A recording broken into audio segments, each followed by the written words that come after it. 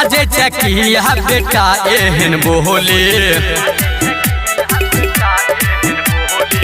झूठे के देखबै छै हमरा रे गोली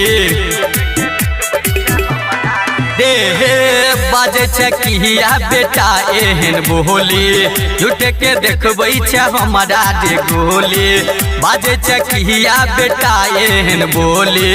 झूठे के देखबै छै हमरा रे गोली करी है नहीं बेटा कोनो गलती मारबौ हम तोरा एहन खंती लेतौ नहीं सात में भरती मारबौ हम तोरा एहन खंती लेतौ नहीं मधुबनी में भरती बाजे चकिया बेटा एहन बोली झूठे के देखबै छै हमरा रे गोली करी है नहीं बेटा कोनो गलती मारबौ हम तोरा एहन खंती लेतौ नहीं सात में भरती मारबौ हम तोरा एहन खंती लेतौ नहीं मधुबनी में भरती Music by Amit Tiwari.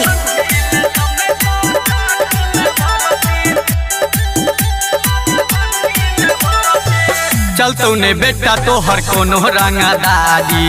सगो पभारी तो एगो बिहारी रे चलतौ ने बेटा तोहर कोनो रंगदारी सगो पभारी तो एगो Bihari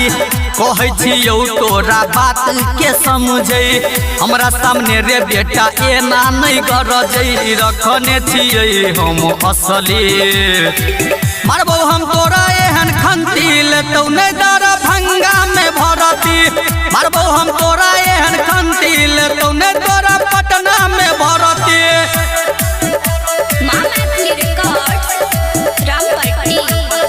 Music by Amit Tiwari.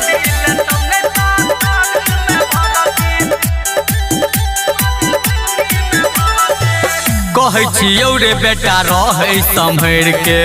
नहीं तो तू मारल जेबे मुहरी रगड़ के रे कहै छियौ रे बेटा रहै सम्हर के नहीं तो तू मारल जेबे मुहरी रगड़ के अमित सोमित छै बड़ी खुनाकार रे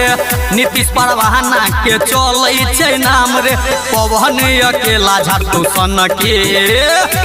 मारबौ हम तोरा एहन खंती लेतौ नहीं सुपौल में भरती मारबौ हम तोरा एहन खंती लेतौ नहीं खगड़िया में भरती बाजे चकिया बेटा एहन बोली झूठे के देखबै छै हमरा रे गोली करी है नहीं बेटा कोनो गलती